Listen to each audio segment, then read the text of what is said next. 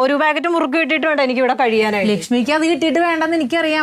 ചേച്ചി കുടുംബശ്രീയിൽ നല്ല ഒന്നാന്തരമായിട്ട് ആത്മാർത്ഥമായിട്ടാ പണിയെടുക്കുന്ന ഞാൻ. അതിനുള്ള എല്ലാം അങ്ങ് ഏൽപ്പിക്കുന്നുണ്ട്. ചെയ്ത് കണക്കും തന്നിട്ട് ഇപ്പൊ ഒരു പാക്കറ്റ് മുറുക്കില്ലെന്ന് പറഞ്ഞാൽ ഞാൻ എന്ത് പറയാ? ലക്ഷ്മി എടുത്തുന്നല്ലല്ലോ ഞാൻ പറഞ്ഞത്. ഇതിൽ കണക്ക് കൂടണില്ല. ലക്ഷ്മിയാണ് അത് കൈകാര്യം ചെയ്തത്. ചേച്ചി എനിക്ക് വേണം മുറുക്ക്. എന്തിനും ഒരു പാക്കറ്റ് മുറുക്ക് കിട്ടിയിട്ട് എനിക്ക് മുറുക്ക് എടുത്തുന്നല്ല ഉണ്ടാക്കിയപ്പോ എനിക്ക് തിന്നാ പോരെ? നീ തന്നെ അതിന്റെ കണക്ക്. എന്റെ ചേച്ചി എന്റെ കയ്യിൽ ഇല്ല മുറുക്ക്. ഒരു മുറുക്ക് ഒരു പാക്കറ്റ് മുറുക്ക് ഉണ്ടെങ്കിൽ നിങ്ങൾ അടുക്കള വന്ന് എനിക്ക് ആ കണക്ക് മീറ്റിംഗിൽ അവതരിപ്പിക്കണ്ടേ? ഞാൻ എന്താ പറയുന്നതിന്? എന്റെ ചേച്ചി കണക്ക് വേണ്ട. അതിന് കണക്കില്ലാന്നുള്ളതല്ലേ ഞാൻ കണക്ക് മൊത്തം നിങ്ങളെല്ലാം ഏൽപ്പിച്ചത്. അതില്ലാന്നല്ല ഞാൻ പറഞ്ഞത്. എനിക്ക് അറിഞ്ഞു നിങ്ങൾ വേറെ എവിടെയെങ്കിലും പോയി ചോദിക്കും. എനിക്ക് കണക്ക് വേണം. എന്റെ പൊന്നു പെണ്ണുമ്പോൾ നിങ്ങൾ എന്തെന്ന് ഈ പറയുന്നത്? നിങ്ങൾ തന്നെ വിളിച്ചത്. എനിക്ക് ഒരു പാക്കറ്റ് മുറുക്കിന്റെ കണക്ക് കറക്റ്റ് ആയിട്ട് തള്ളേ. ഞാൻ എവിടുന്ന് കണക്ക് പറയാനാ? നിങ്ങൾ തന്നെ വിളിച്ച തള്ളേന്ന്. എടുത്ത് നോക്ക് മുറുക്കുണ്ടോന്ന് വീട്ടിൽ കയറി. ഒരു മുറുക്കും ഉണ്ട്, ഒരു ഫ്രീ ഉണ്ട്. മനുഷ്യനെ ബുദ്ധിമുട്ടിക്കാനായിട്ട് നോക്കിയതും ചെയ്തു. അതുകൊണ്ടല്ലേ ഞാൻ എടുത്തിട്ടില്ല. മക്കളെ എന്തെങ്കിലും സങ്കടം വന്നാല് ഒന്ന് മിണ്ടിയും പറയും നിക്ക്. നിങ്ങൾ രണ്ടാളല്ലേ ഉള്ളൂ. അങ്ങനെ തിങ്ങളും ഇങ്ങനെ കളിച്ചാല് ഒരു മുറുക്ക്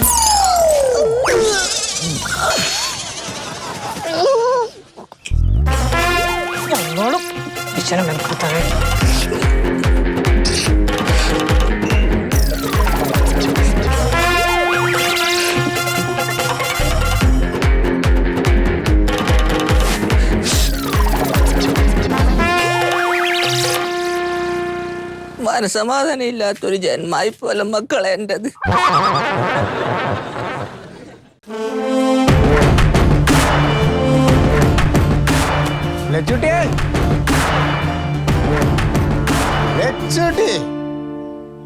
അയ്യോ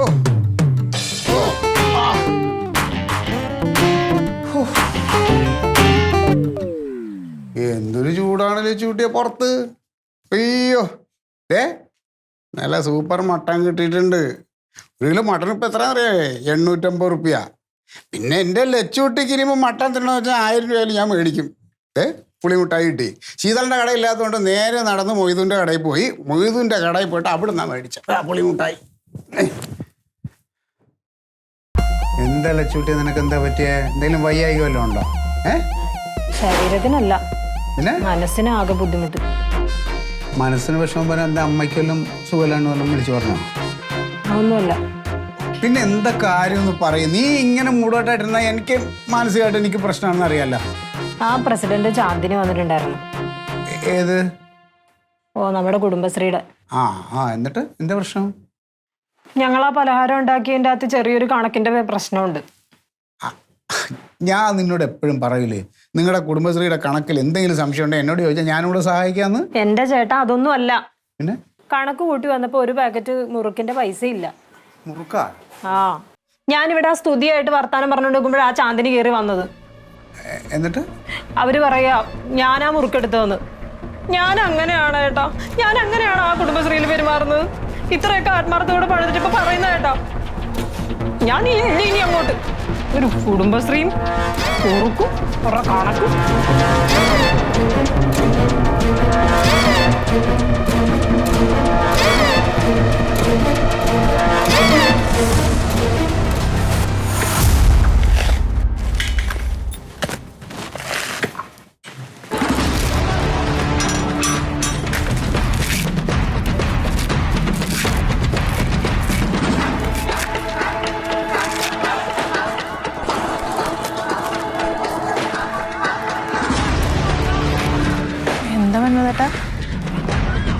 നീ ആരാ നടി? നിന്റെ വിചാരം എന്താണ്? എന്താ നിനക്കൊന്നും അറിയില്ലടി. നീ ഇവിടുത്തെ കുടുംബശ്രീയുടെ പ്രസിഡന്റാണ്, അല്ലാതെ നീ ഇന്ത്യൻ പ്രസിഡന്റ് അല്ല. നീ എന്താ കളിച്ച് നീ എന്റെ ലച്ചുവിന്റെ അടുത്ത് കളിക്കാറായടി. അതിന് ഞാൻ വേറൊന്നും പറഞ്ഞില്ലല്ലോ. നീ വേറൊന്നും പറഞ്ഞില്ലടി. വേറൊന്നും പറഞ്ഞില്ലേ നീ? നീ വെറും ഒരു കവർ മുറുക്കിന് എന്റെ ലച്ചുവിനെ കള്ളിയാക്കില്ലടി. ഒരു കവർ മുറുക്കെന്ന് പറഞ്ഞാൽ എന്റെ ലച്ചുവിന് ഒരു കവർ മുറുക്കൊണ്ട് ജീവിക്കേണ്ട കാര്യമൊന്നുമില്ല. അവള് അത് കണ്ടിട്ട് അവള് ഇന്ന് ഭക്ഷണം കഴിച്ചിട്ടില്ല. അറിയോ നിനക്ക്? ഞാൻ വേറൊന്നും ഓർത്ത് പറഞ്ഞു. നീ കളിക്കരുത്. നീ ഇത് പല പ്രാവശ്യമായി എന്റെ ലച്ചുവിനെ പല സ്ഥലത്ത് വെച്ചിട്ട് നീ അപമാനിക്കലുണ്ട്. ഞാനൊരു കാര്യം പറയാം. നീ ഒരുപാട് കളിച്ചോണ്ടല്ലോ പിന്നെ ഞാൻ ചവിട്ടി കൂട്ടും. ഞാൻ ഒരു കാര്യം ഞാൻ പറയാം. എന്റെ ലച്ചുവിന് എന്തെങ്കിലും വേദന ഉണ്ടായിക്കഴിഞ്ഞാ ഈ മന്മഥന്റെ വേറൊരു മുഖം നീ കാണും കേട്ടാ.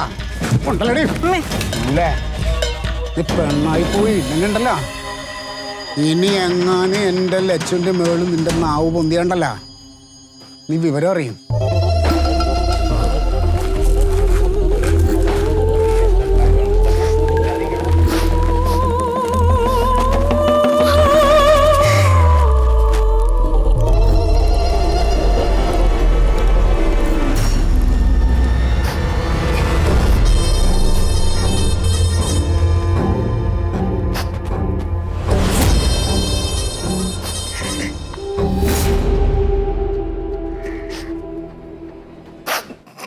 ഒരു മുറുക്ക് പാക്കറ്റിന്റെ മുകളിലാണ് ഈ പ്രശ്നമൊക്കെ ഉണ്ടായത്.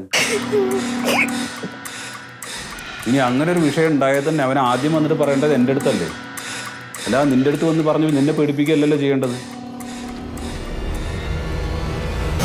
ഇത് അങ്ങനെ വിട്ടാൻ പറ്റില്ല. ഇതെന്താ ചെയ്യേണ്ടതെന്ന് എനിക്കറിയാം.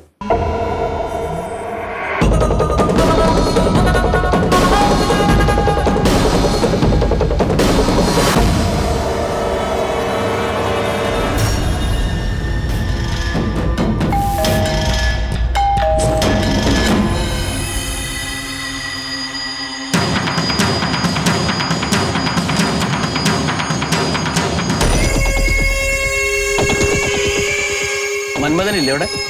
ഇല്ല. എന്താ സാറേ? എവിടേക്കാ പോയേ?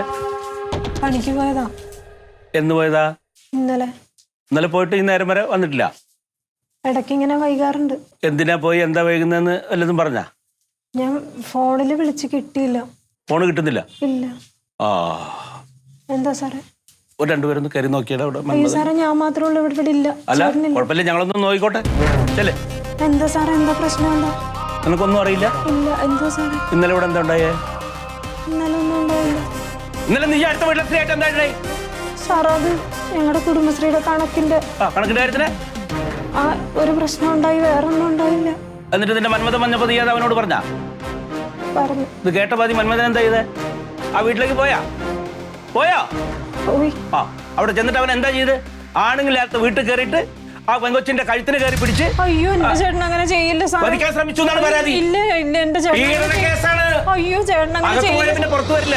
പ്ലീസ്, എന്റെ ചേട്ടനൊന്നും ചെയ്യില്ല. ഒന്നും ചെയ്യാതിരിക്കാൻ ഞങ്ങൾക്ക് കിട്ടിയിട്ടില്ലല്ലോ. അവനെവിടെ? അയ്യോ, ചേട്ടൻ ഇവിടെ ഇല്ല. ഞാൻ ഫോണിൽ വിളിച്ചത് കിട്ടിയില്ല. മര്യാദയ്ക്ക് അവനെ വിളിച്ച് അവനെയും കൂട്ടിയിട്ട് അവിടെ വന്നോ. ഞങ്ങളുടെ കയ്യിലെങ്ങാനും കിട്ടിയാ എന്റെ ചേട്ടൻ.